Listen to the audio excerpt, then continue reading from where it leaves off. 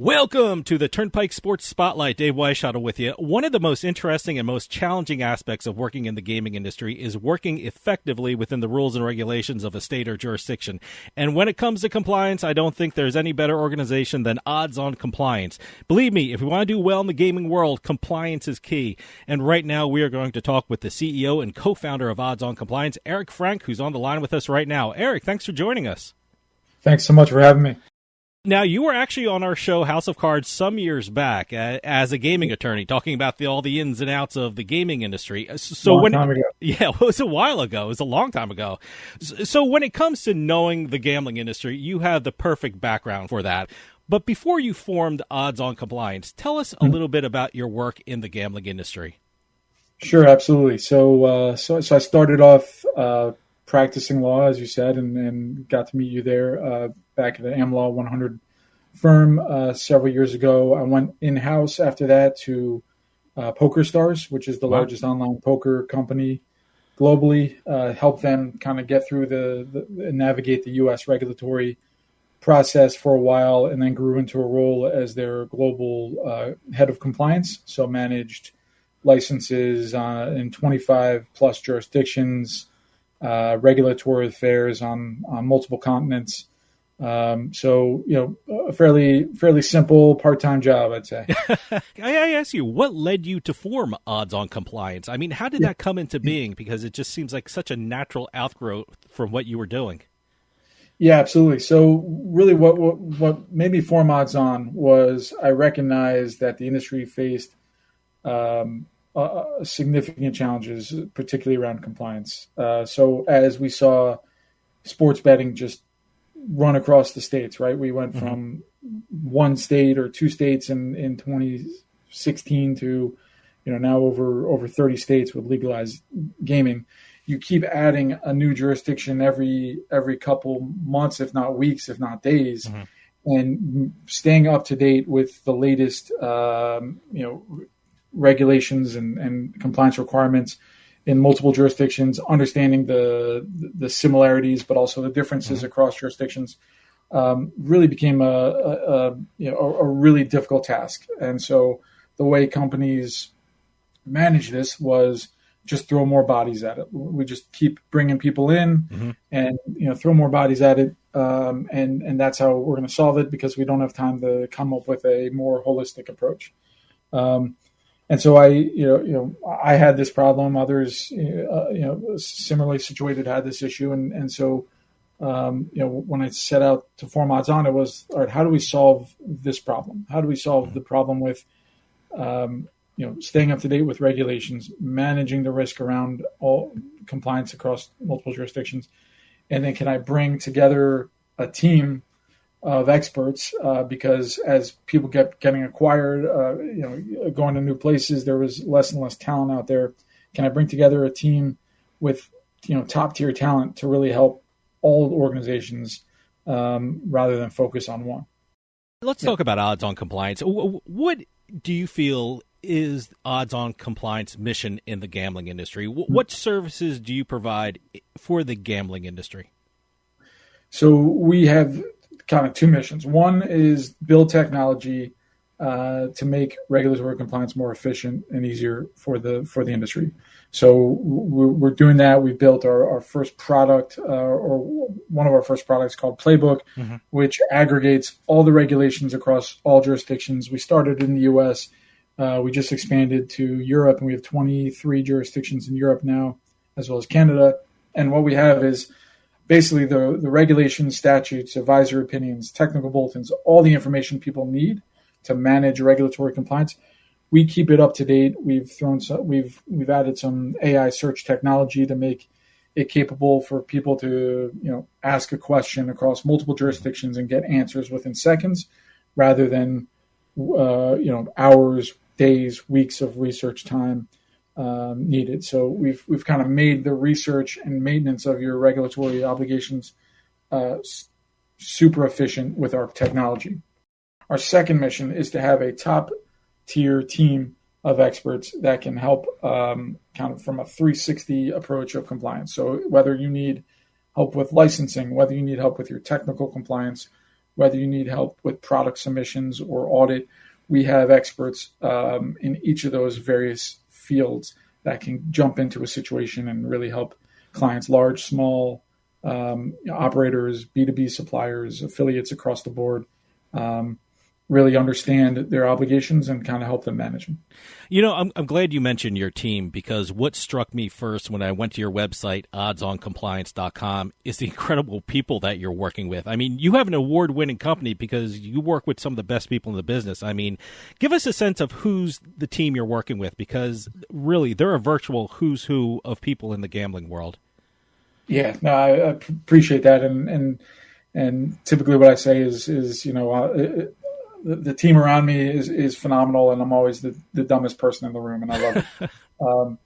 No, I have former regulators like Eric Weiss, who was with the New Jersey Division of Gaming Enforcement for 30 years, retired and came on to join me. He ran the DGE's lab for a period of time, was their chief of staff. So he's been with and understanding sports betting across the U.S.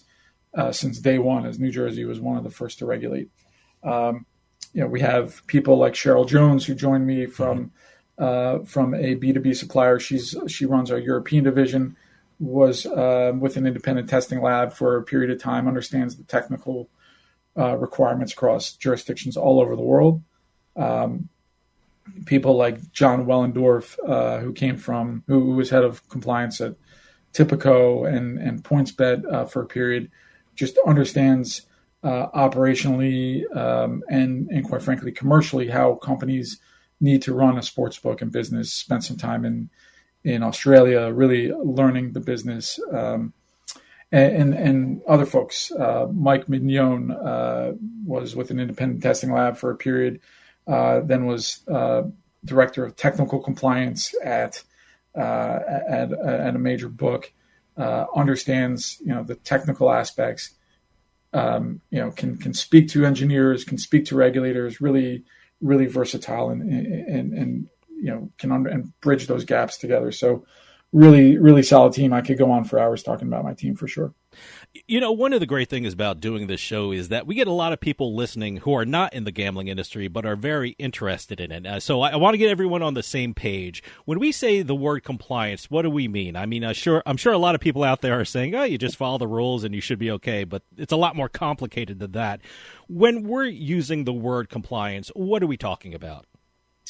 Yeah, so we're talking about a whole host of things. We're talking about when you as a customer sign up for an account at a sports book, you go through a onboarding process. And what that looks like. So your name, your date of birth, your address, last four of your social, and all that information. You're checking a bunch of boxes that you agree with certain terms and conditions. Each and every one of those little pieces of that, comes from regulation, comes from requirements. Mm-hmm. So no one ever reads those terms and conditions. Those check the box. I agree, but it's our responsibility. I know those, in and outs of each and every one of those. What's required in different states. What information you have to require customers to provide in advance. And how it's different between states. So kind of understanding that. And then once a customer is on the platform, there are a whole host of new requirements, right? So mm-hmm. Yeah. What bets you can see on your, on your sports book? Well, each event, each league has to be approved for betting. Mm-hmm. So we help leagues get their events approved so that you can see them on your sports book and make bets, on those. And how do we do that? I mean, that's a whole process in and of itself. We have to provide regulators information about the governing bodies of these sports betting, of sports leagues, what events they have, what their seasons look like. And of course, we're not talking just about the MLB and NFL. We're talking about American Cornhole League and pickleball. So really understanding kind of who's running these organizations, what's their season look like, how are the teams set up, who owns the teams, all that kind of information that regulators want to know in advance before they allow people to bet on it. And so that's, part of what we help out with.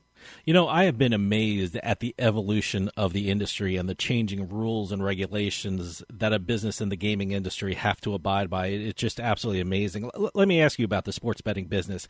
How have the regulations and compliance aspect of the industry evolved since the Supreme Court struck down PASPA in 2018, which allows the states to legalize sports betting? How have the rules and regulations and the idea of compliance changed over the years?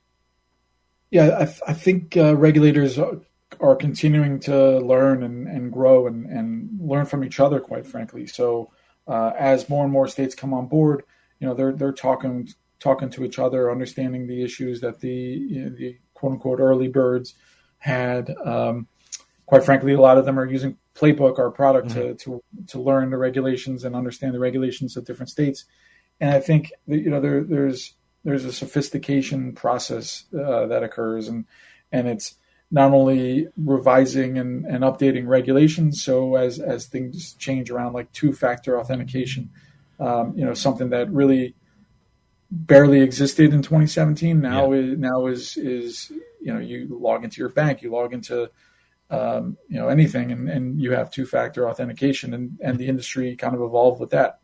And then there's other pieces where regulations have been on the books since day one, and no one really understood how to regulate this. And one really good example of this is most states have language that says kind of no athletes, coaches, and administration within a league can bet on their sport, right? Yeah. But which is obvious, right? You don't want Patrick Mahomes betting on an NFL game, right? Or particularly his NFL games. But there's really never been a way for the operators to really manage this properly. So these regulations have sat out there, but a limited enforcement. Operators have attempted to gain this information from leagues. They obviously can take some public information, and certainly the players are easy to identify. But what about the officials and the folks that work at the link or Meadowlands who might have information on games that shouldn't be betting on it? So we've actually been working with the industry, the regulators, sports leagues, and operators to kind of solve this issue in real time, and we're excited to launch a product that'll come out in September called ProBet, which basically allows the leagues to upload lists in a fully encrypted fashion, so nobody sees who's on it. Allows the operators to upload, who's betting, and it'll basically run a cross-reference to see whether anyone on the league's list hits anyone on an operator's list, and send a notification alert out so people can investigate to see whether there's something that needs to be reported to a regulator. So we've gotten a lot of tremendous support.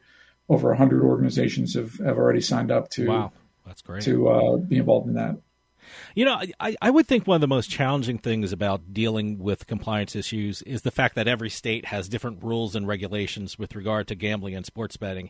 Look, I'm a lawyer with an office in New Jersey who has had sports betting since 2018, but I also have a law office right outside of Boston, Massachusetts, where they just started sports betting in January, and the Gaming Commission in Massachusetts is really still formulating rules and regarding the sports betting industry and really feeling their way out.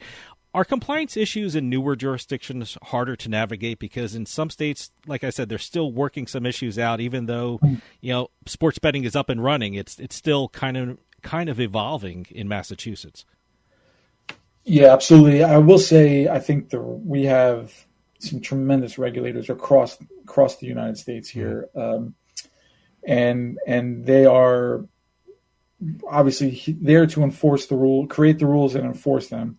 But they're also very understanding of, that this is an evolving process, as you said, right? So as long as operators and suppliers are open, transparent, and willing to work with the regulators, I think there's a very good understanding from the regulators that this is a process. And when they make a rule, it's not. Sometimes it takes some time to get that enforced, right? So if there's a rule change that requires development time, it's not something that can be done overnight, right? So I think as long as operators and suppliers are very transparent with that process, what it looks like, what their anticipated timelines are for implementation, regulators are very much willing, to work with folks. They want this to succeed.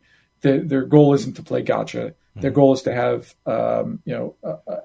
a market that is safe for the consumer, that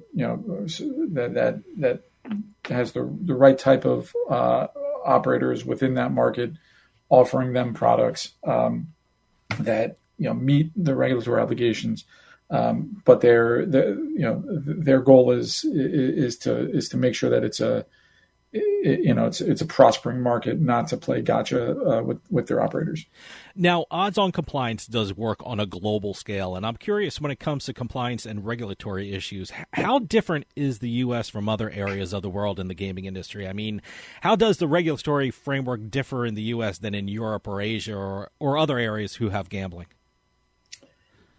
Yeah, that's a fascinating question. So I think there's a couple specific elements that are unique. In the U.S., sports betting is a couple years old at this point. Obviously, it's been around in Nevada and your back alley bookies for a while. Yeah. But from a regulated perspective, it's brand new. So the lessons that folks we're going through issues that folks abroad dealt with 10 years ago, 15 years ago. And so I think there is a real opportunity to learn some lessons from how sports betting and iGaming, quite frankly, are regulated abroad, particularly in Europe. That said, we are a very different culture, and culture is a big part of this. For example, privacy and privacy laws are very different here in the U.S. than they are abroad, and how that impacts regulation and regulation of sports betting is unique. So, I think it's important to grab lessons from abroad, but understand the uniqueness of the U.S. But one specific instance where U.S. I think is a lot heavier in terms of their regulatory obligations is the licensing process. Yeah. And, that stems from how the gambling industry came about. There was a big movement to avoid or do our best to avoid mob ties coming into the gambling industry in the 70s, right? When Atlantic City was kicking off and Nevada was coming about, really. So there's a super high focus on individual licensing in the U.S., understanding each and every person that's playing a role at every part of the industry, and abroad, that's a very different story. They focus more on just who are the companies that are involved, rather than each individual within those companies and their roles. What's really impressive with Odds on Compliance is the tools you have when it comes to compliance issues. And you mentioned Playbook. And I have to tell you, as a lawyer, when I first saw it on your website, I was thinking, oh, my God, where has this been all my life? It's an absolutely incredible feature on Odds on Compliance. Tell us a little more about Playbook, because I think that is such an amazing tool for the industry. Yeah, absolutely. We have a bunch of lawyers that now use the tool. Yeah. I mean, it's kind of like it's really what it does is focus and hone you in on specifically the information you're looking for. Our goal isn't to provide spoon feed answers. Like it still requires the compliance team or external lawyers, et cetera, to do the analysis and provide that information. It just gets them that information a lot quicker and a lot more efficiently.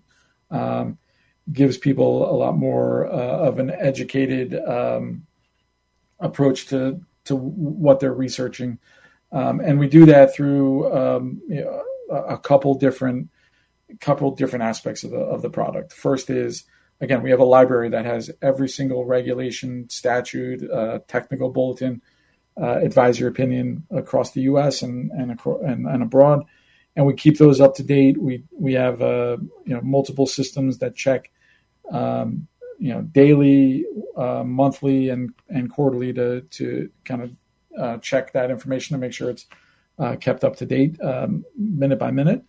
And then and then we have our AI tools, which allow for different aspects of getting that information and retrieving it in a matter of seconds. We provide kind of a Chat GPT like AI generated summary. Wow.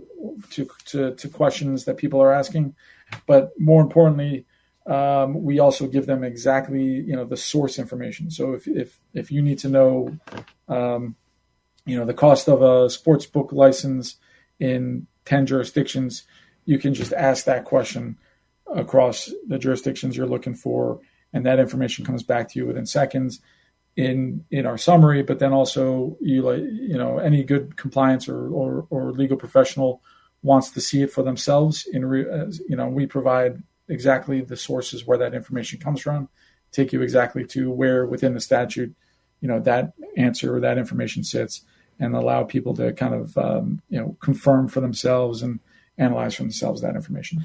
I love the fact that Playbook is something that anyone in the world can use, because I just got the press release. You now have a translation feature, which is incredible. It's so important. Walk us through. I mean, if I had a question about compliance, I would log on to Playbook, and what would I do? How would I use the features in Playbook? Yeah, it's fairly simple. If you have a question about compliance, you would just log on, and the first thing you'll see at the top of your screen is a giant search bar, and you would just type your question in there. Choose the jurisdictions you want to ask that question in.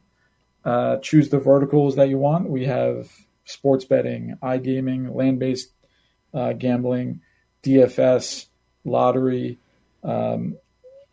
So if you have a specific question about DFS, you can select the DFS filter and hit the search button, and your question will get answered by our summary, and then we'll give you the source information so that you can dig in on that information yourself. Another incredible thing I want to hear about is something called Prohibit, and you mentioned it before, and this is through a partnership with U.S. Integrity. I just interviewed Matt Hull a couple of weeks ago, and I'm a huge fan of what U.S. Integrity is doing in the gambling industry. Tell us something about Prohibit, and tell us how it's fulfilling what I think is a very important function in the sports betting industry, especially considering the news and suspensions coming out of some collegiate sports programs in the NFL. Yeah, U.S. Integrity is doing phenomenal work, yeah. And our companies work super well together on this product and this project.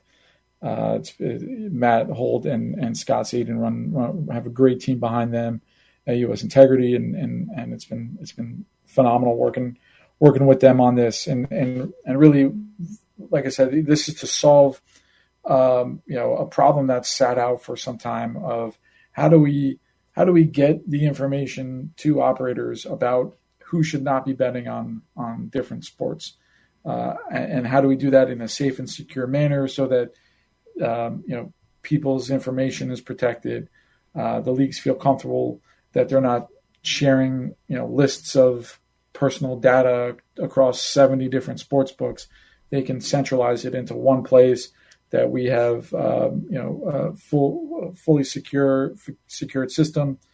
Actually, the information gets fully encrypted and de-identified within each league's own ecosystem. So by the time it gets to us, we have no idea what that information is. It's completely encrypted and hashed, and then we allow the operators to take their lists of bettors, and again, they have an obligation to protect the identity and information of their customers, but we need to make sure that those customers aren't league administration or players or coaches, and so they can similarly encrypt and hash their information, and then the Prohibit system we'll do a fully encrypted dual match and send out notifications back to leagues, back to operators if there's any match within the system.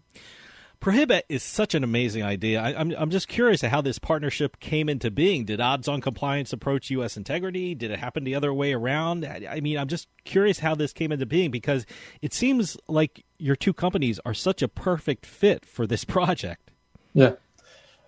So I mean, I've known Matt and Scott for some time, and you know, we talk often about how projects or products that the industry needs, quite frankly, and obviously they have phenomenal relationships with many of the leagues, and there was clearly a desire, quite frankly, from the leagues. They want to see a solution here, and so we got working on it together and realized there's something here. We went and spoke to regulators across the country jointly, just exploring the opportunity, exploring the idea, and really wanted to get the buy-in from the regulators, which we absolutely have. We actually had a call last week with over 75 regulators on Wow. it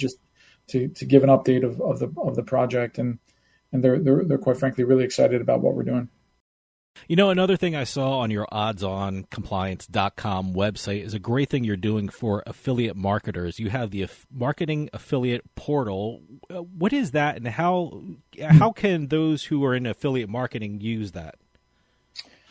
So affiliates are independent business owners who are trying to drive traffic to different operators, and for that traffic they receive a small commission, or different types of commission structures that they can build in. But in a number of states there are compliance obligations for those affiliates, but affiliates aren't, they don't have compliance organizations like a sports book and 10, 15, 20, 40 compliance folks on their team. Sometimes they're just one or two people, just with good content on a good website, and they want to start driving some traffic to operators. So they get overburdened with the amount of compliance obligations, and our goal was to try and centralize all of that for them and really take it off their plate, and really what I try and tell them is, like, it's a bunch of red tape, and let us handle all that red tape, and you go focus on running your business. So really the affiliate portal centralizes all the information they need about their licenses and what and the process for obtaining them. We'll handle all that for them and keep them up to date on the process. We provide kind of regular updates on what's happening specifically for affiliates around advertising rules or new markets coming on board. So we provide them some information on that. Then there's, we track again their licenses so that they're always up to date. And then we also just, it's a portal for them to kind of speak with us and reach out to us and get that information, or if they have a question or want us to pursue a new jurisdiction for them, all able to do it all in one kind of easily located place. So they're not going searching through emails and spreadsheets and all that fun stuff. One of the things that a lot of people are talking about in the gaming industry is the potential spread of online casinos in the U.S. I mean, we all saw the spread of sports betting throughout the states in the past, and states have been really reluctant to allow online casinos within their borders. But some of the gaming industries think that, soon states may be accepting of the idea of online casinos in their jurisdiction.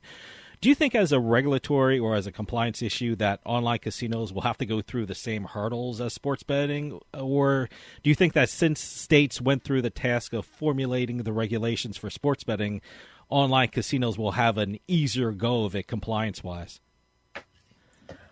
I think there's a lot of crossover, certainly on, for example, account registration and account creation. those regulations have been written for sports betting, and they're easily transferable and to online casino.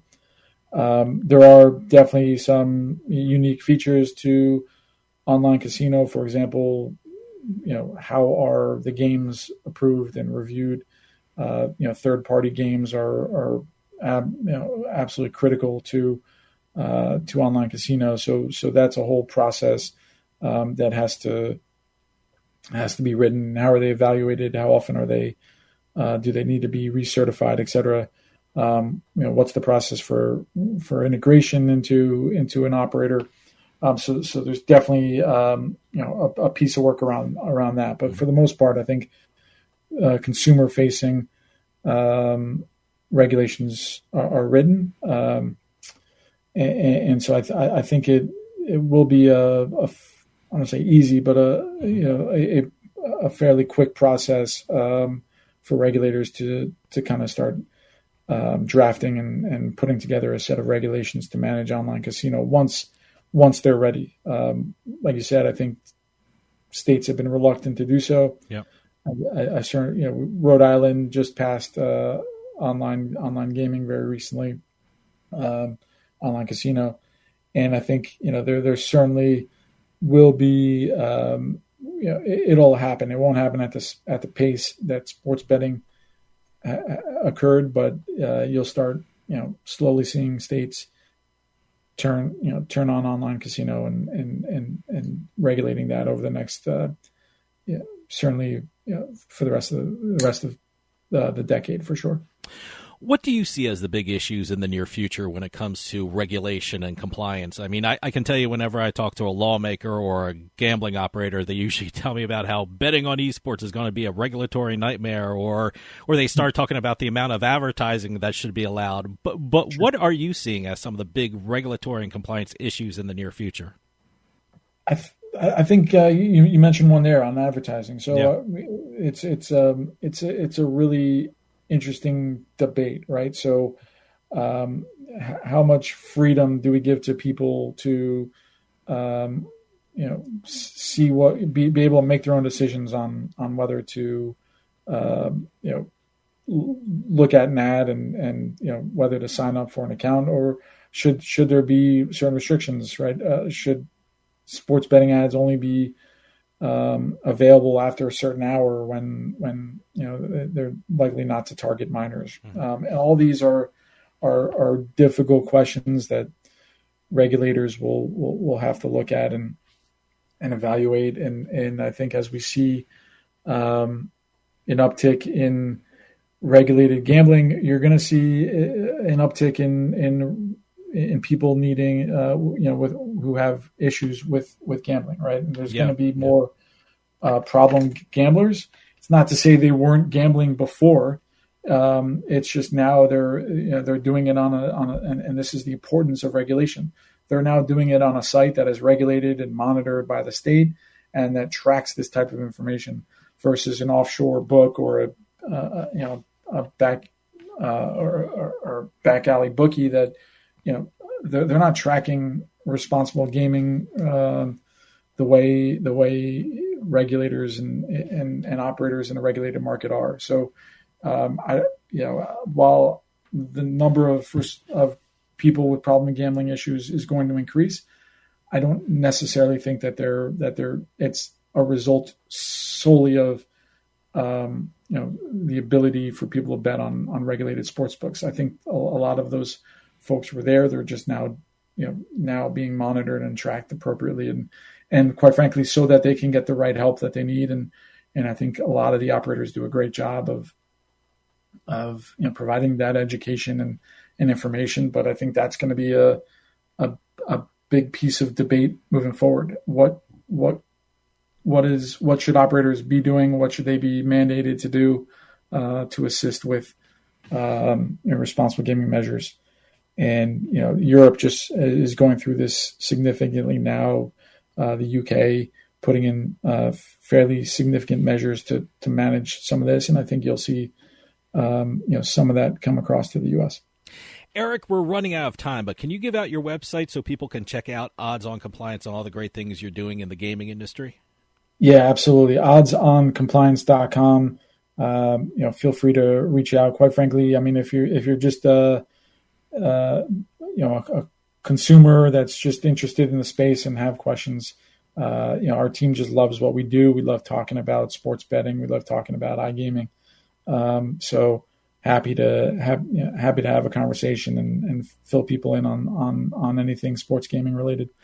Eric Frank, CEO and co-founder of Odds on Compliance. Thanks so much for coming on and talking about Odds on Compliance and the things you're doing in the gaming industry. I mean, you're doing incredible things for anyone who is operating or hopes to operate a gaming business in any jurisdiction. So I hope you come back on and keep us updated about what's happening with Odds on Compliance, because you're doing really important work for this industry. Thanks so much for your time. Thanks so much. Appreciate it. That'll do it for us this week. See you next time on the Turnpike.